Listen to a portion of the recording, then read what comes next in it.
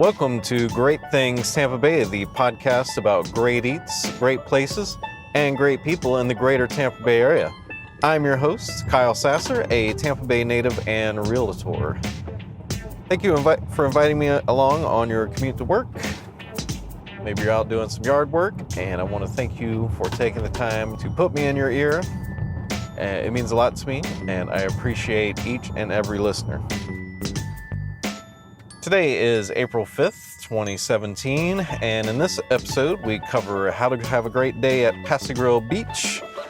I also ask what spots in the area you might miss, maybe if your favorite restaurant's closed or other such thing. And we also talk about the Horseman of Apocalypse riding across the United States of America. So stay tuned, and remember that we want to interact with you, our listeners. Easiest way to find us online is at our website, greatthingstb.com.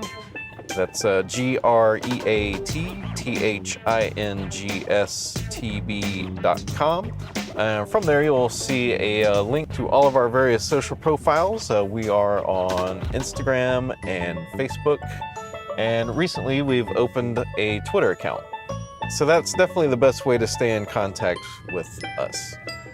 We would love to hear about your favorite spots. You're welcome to ask us for recommendations, or you could just say hi and tell us how much you like or dislike the program. Segment 1, Pass-A-Grille. So this past weekend, the wife and I, we took a much needed few days off. She took more than I did, but yeah, she had 4 days off, and I just had the weekend. But we decided to make something a little special, do something a little out of the ordinary. If you've lived in the Tampa Bay area for any amount of time, you find something strange starts to happen, and that is that you stop going to the beach. It's amazing how many people have lived here and go months, years without going to the beach, and it's one of our primary defining features. And we have people come from all over the world to come here to see our great beaches here.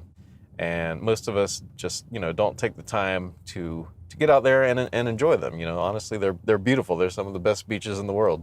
So with that in mind, we set about having a great time at Pass-A-Grille and St. Pete Beach. So I wanted to share that with you, and you are welcome to duplicate this, mix it up a little bit. We're going to recommend some foods, some spots, and an absolute must avoid if you value a good time. So without further ado, so Pass-A-Grille Beach, if you're not aware, is just south of St. Pete Beach. If you head south on 275 from St. Petersburg, it is the last exit before you get to the Skyway. It will have, there's signs there, so St. Pete Beach. You get off there and you come around to the left, go through a toll plaza, go through Tierra Verde, which is a great place, and beautiful houses and condos there, golf course. You'll go over a large bridge, and you will see the large pink Don Cesar, which, as my wife described it, looks like a large pink sandcastle. And I believe that was the actual look they were going for. So you'll get to that intersection, you'll take a left, you'll go under the Don Cesar parking bridge, valet thing, go under that. So keep going straight under the parking garage / valet bridge at the Don Cesar and continue heading south. This road is currently under construction, so keep that in mind. The detours get a little funky, but keep making your way south, you'll eventually get to Pass-A-Grille. And the way Pass-A-Grille is set up is there are some shops and restaurants and things like that that look directly across some diagonal parking spots and out towards the beach. And it is on the Gulf side. So there is a intercoastal waterway where you can also park and, fish, maybe take your dog for a walk and all that stuff. There's no dogs allowed on the beach proper. But if you continue over to the Gulf side, then you'll see all the shops and all that stuff.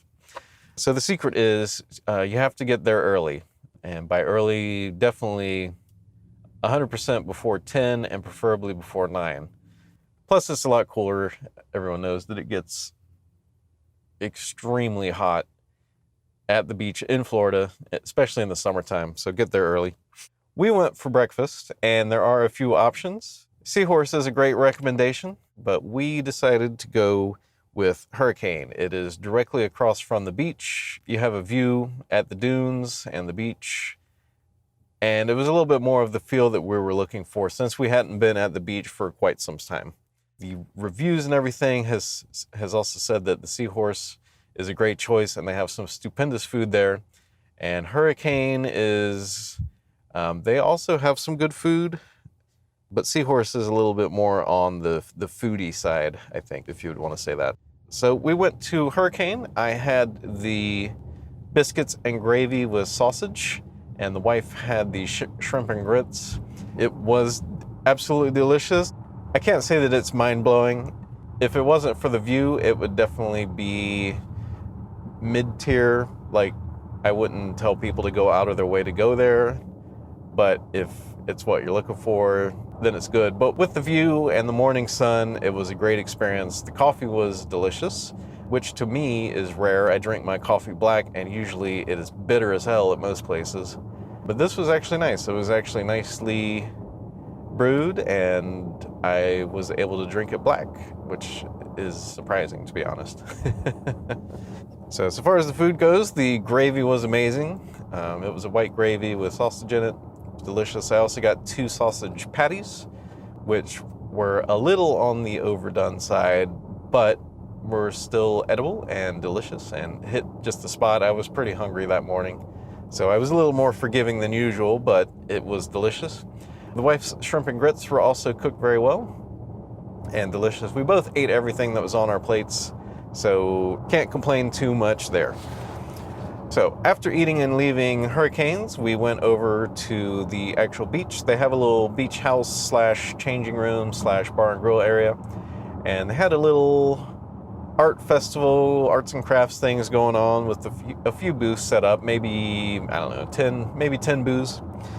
So we went over there to check it out, and they had the typical fare, you know, the wood-carved pelicans, the dried starfish ornaments and headbands, and, you know, that sort of typical beach craft fair stuff.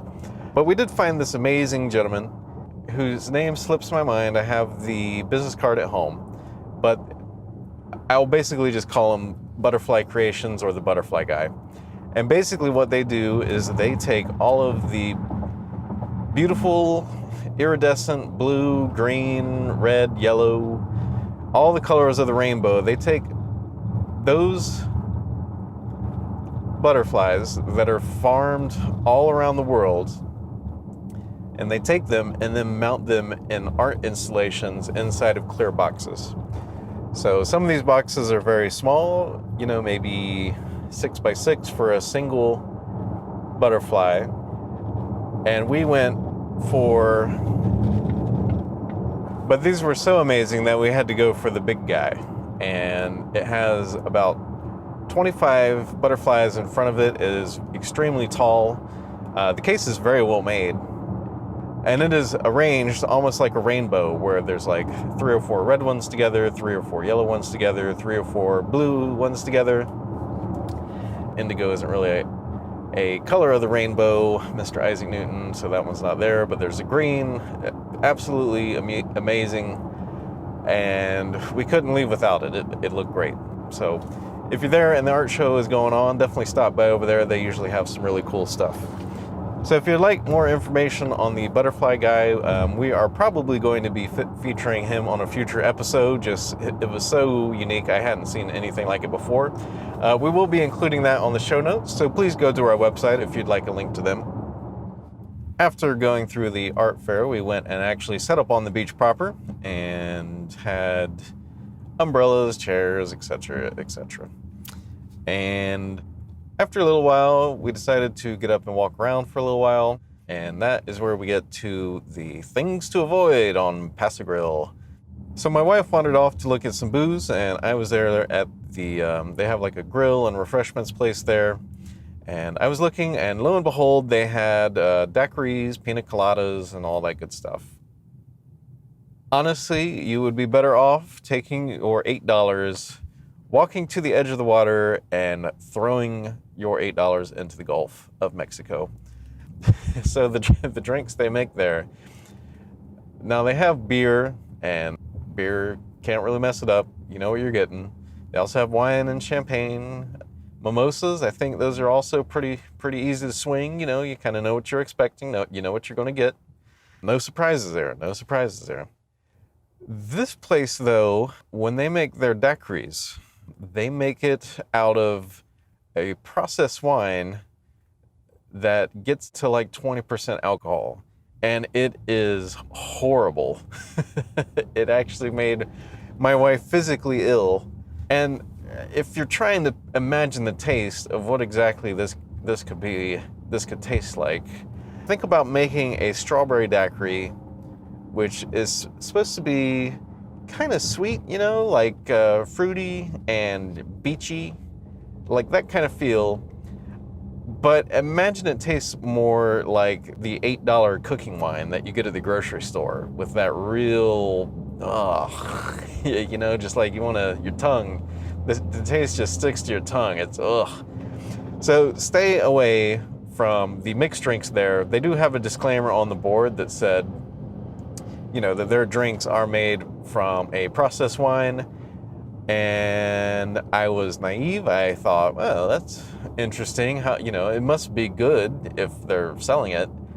And I was sadly mistaken. So avoid that. If you're looking for that sort of thing, just get a beer or a mimosa, something like that. So we hung out there for another few hours, and it was, you know, had a great time. The beach is always lovely, very relaxing, clears your thoughts. It does get crowded, so be sure to pick your spot there early. And it's really all about, Pass-A-Grille is really all about getting there early and positioning. If you can get there during the week, of course, the job is a lot easier. It is not nearly as crowded during the week. But if you're a hard-working soul and the weekends are your only time, then just keep in mind you want to get out there early. After we went to Pass-A-Grille, we wanted to do dinner. So we drove home to shower, change, get ready, and all that stuff. And then we went back to St. Pete Beach and ate at Selene, which is north of the Don Cesar. It's kind of between Serrata and Tradewinds. So just south of St. Pete Beach proper. And wasn't really sure what to expect. I hadn't heard much about it. My wife did have some information on it, and she really wanted to go. And so we went. We go inside. The decor is very, very cool. So my wife had a little information about the area, and she kind of knew what she wanted to order as soon as we get in there. So we get in and order up, and she gets the most amazing looking lobster linguine. Just the way it was prepared, it came with the lobster shell arranged on top of it. It was cooked to absolute perfection. The sauce that it was cooked in was nearly perfectly balanced. The pasta was amazingly well done. And she and I both agreed that it was some of the best seafood that we had had. Now with that, let me give a little description of my seafood classifications. So I have what I call real seafood, which is seafood that is prepared with, you know, like broths, grilled, prepared sort of like by, I don't want to say like by an actual chef because that sounds horrible, but you know, like it has like a recipe to it, and there's a few more flavors going on than just the seafood. Then I have on the other side what I like to call, quote, easy seafood, which is not easy to do well by any stretch of the imagination. Just, it's what I have typically run into in the area through my years here. And this would be, you know, your fried shrimp, your grouper sandwiches, that sort of fare. So this is definitely on the recipe side of seafood.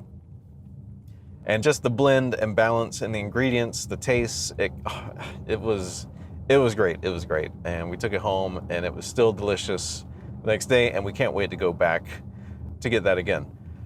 I had the shrimp and scallops risotto, which was prepared to perfection. The scallops were perfectly seared and cooked, And the shrimp also were, they pulled them right at the perfect time. Excellently prepared. The risotto was great, but did not compare in any fashion to the lobster risotto. So we also had a glass of rosé, which was good. I'm not really going to get into big of a thing on labels and all that stuff, but it was great. It was chilled. It went well with the meal. And at the end, of course, with my sweet tooth, had to try desserts. And they had a chocolate, of course. I'm not going to go for anything else. They had a chocolate, basically it was a chocolate lava cake, you can call it. If you look on the menu, you can see it.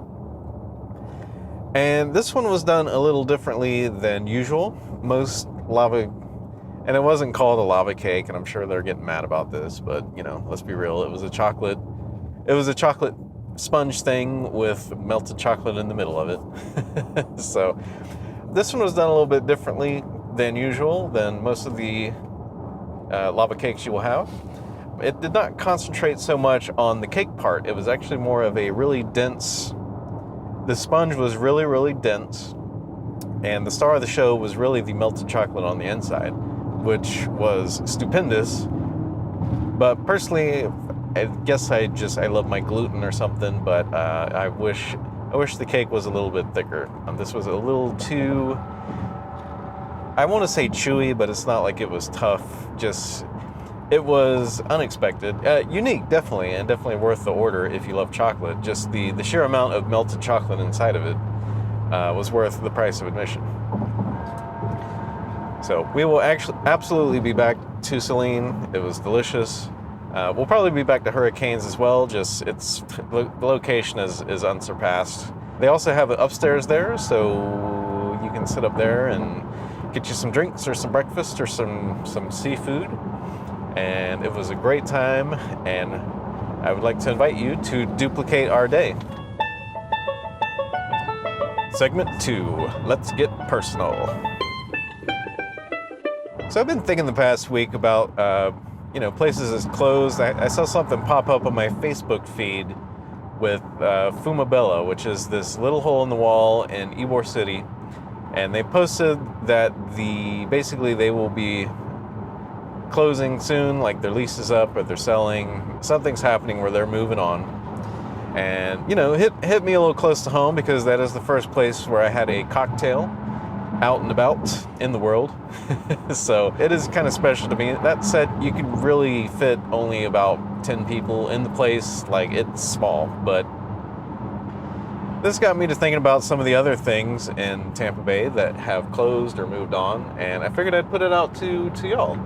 And I have actually asked around in the local Reddits for St. Pete, Clearwater, and Tampa, like what people miss that's closed recently. One gentleman said that he misses Ye Olde Cheese Shop up in Temple Terrace, and apparently that was a delicious sandwich shop up there that had great stuff, and kind of sad I missed that. It sounded stupendous.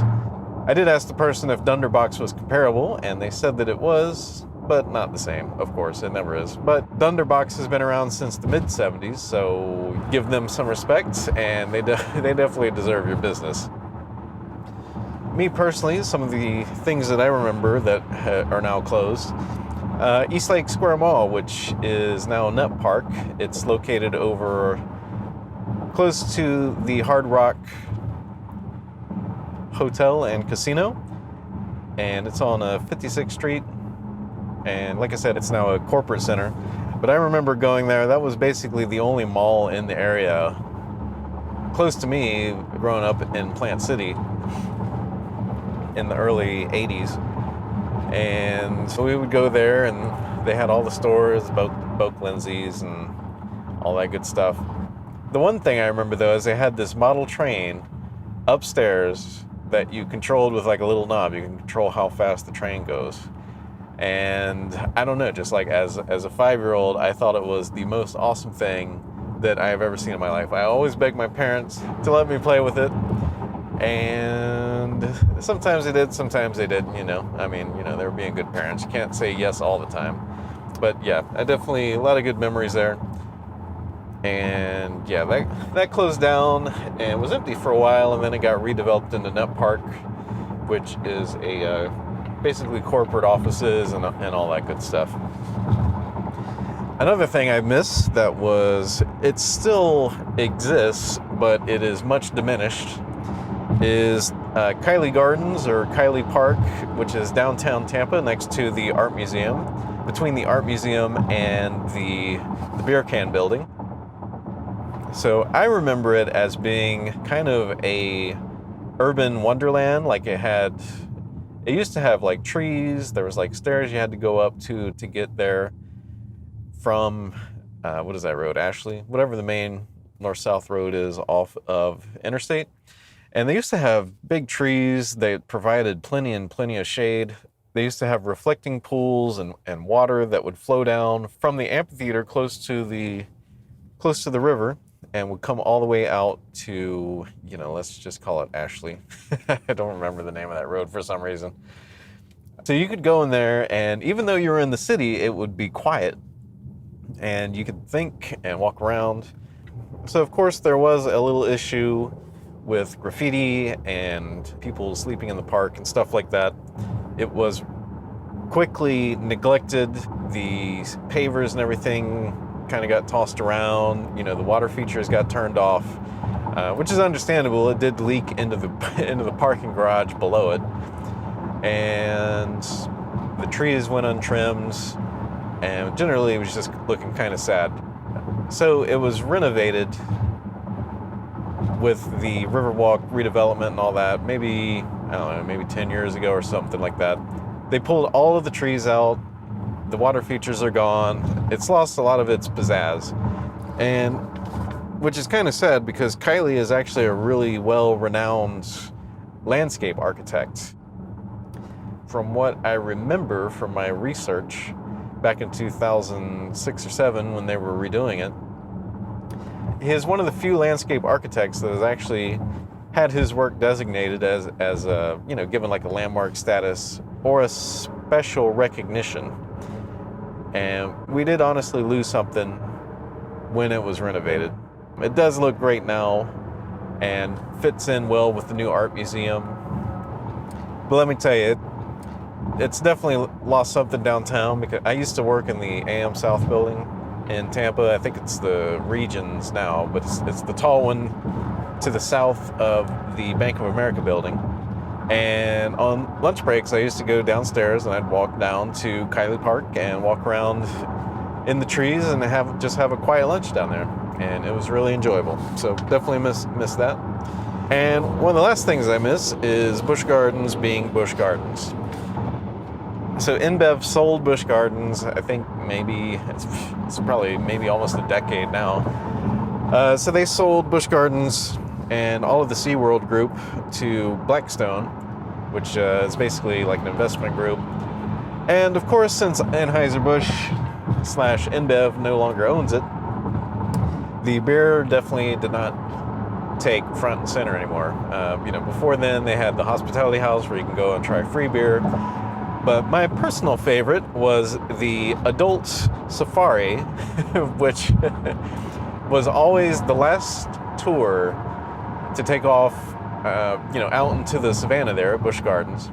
So the first part of it would be a beer and cheese tasting, which doesn't sound like it would go together too well, but it was surprisingly tasty. This definitely wasn't anything crazy good, but it was a nice break from the rest of the park and that madness. After that, they would load you up on a flatbed truck and throw a cooler Anheuser-Busch's finest products on the back with you, and basically said you could have as many as you want as we go around the safari. So then you'd take off out into the savannah, and first stop, you'd go around, look at all the animals. Usually they would bring a bunch of lettuce with you, and the giraffes would come over and stick their, crane their necks down to where you're at, and you could feed them. And it was a little gross because their tongues are really long, but but it was a lot of fun, all while consuming delicious Anheuser-Busch products. And I'm sure some of you are rolling your eyes out there, but I can guarantee you it was a great time. And you would continue on around the savannah. The last major event would be to stop and look at the rhinoceros. And they would always tell the story how one of the more ornery rhinoceros would come over and would kind of headbutt the truck. And one time, he even hooked his horn under the back bumper and lifted the entire back of the truck up just like that. So thankfully that did not happen any of the times I was there. I could only imagine. And then you'd come around and, finish your tour up, and it was a really good time. And I really missed that, so please bring that back. Some of the other mentions on the social media when I brought this topic up was about a water park over on US 19 next to Ham. And I can't say I ever made it there. We only went to Adventure Island, to be honest, and that was good enough for me. So if you have some fond memories of that water park, you're not alone. And the other one was the Tonga Lounge came up a lot, which was a pretty well-known strip club. That's kind of what Tampa's known for. So that was definitely popped up a few times. That was a little before my time. It's never really been my thing, but that was a little before I was of age, shall we say. But if you miss that place, you are also not alone. Segment 3, the Horseman Rad. So this segment is a little out of the usual. It's nothing crazy like horses biting or anything. I just wanted to give you a heads up that there is a solar eclipse this year. The solar eclipse is August 21st, 2017, and it's really cool because it's going all the way across the country. It is going from Salem, Oregon to Charleston, South Carolina, and all points in between. So totality, which is when the sun is completely covered, is going to be around 2 minutes and 30 seconds at its longest. So if you're right smack in the middle, you should have 2 minutes and 30 seconds of the sun being covered, which is crazy. If you would like to plan this trip, I would recommend doing so now. And you can do so by going to numerous websites. Just a quick Google search for Eclipse 2017 totality will bring you up some maps, and you can pick where you're going to go. I would tell you where I'm going to go, but I don't want a lot of people there. But we will be, like Tennessee, North Georgia, North Carolina area, that little triad. Some great places up there. It's going right across Blairsville, Helen, Murphy. So if you know a great spot in those areas, go there and check it out. If you're thinking about moving, buying, or selling a home, let's talk. I'd love to help you find your own great place in Tampa Bay. Please give me a call at 727-300-2111 or send me an email at kyle@sassergroup.com. That's K as in kangaroo, Y as in yo, L as in llama, E as in Everest, at S as in Samsonite, A as in aardvark, S as in Samsonite, S as in Samsonite, G as in gutter, R as in roof, O as in octopus, U as in ukulele, P as in petunia.com. And please join us on social media. The easiest way to find us is to go to our website, greatthingstb.com. That's greatthingstb.com. And there you'll find show notes for our episodes, transcripts, and links to find us on our social media profiles. If you would like to reach us directly on Facebook, we're at facebook.com/greatthingstb. On Instagram, we're at instagram.com/greatthingstb. And we thrive off your comments, likes, shares, follows, questions, etc. So please come and interact with us. Even if it's just to ask where the best pina colada and Pass-A-Grille is. So thanks for listening to Great Things Tampa Bay, and I'll see you next time.